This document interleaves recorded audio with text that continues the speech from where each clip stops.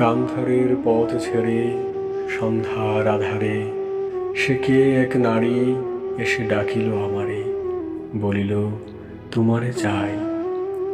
বেতের ফলের মতো নীলাভ ব্যথিত তোমার দুই চোখ, খুঁজেছি নক্ষত্রে আমি কুয়াশার পাখনায়। সন্ধ্যার নদীর জলে নামে যে আলোক জোনাকির দেহ হতে, খুঁজেছি তোমারে সেইখানে।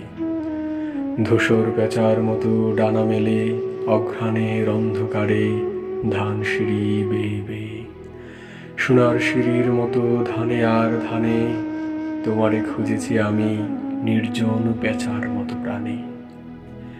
দেখিলাম দেহ তার বিমর্ষ পাখির রঙে ভরা, সন্ধ্যার আধারে ভিজে শিরীষের ডালে যেই পাখি দেয় ধরা।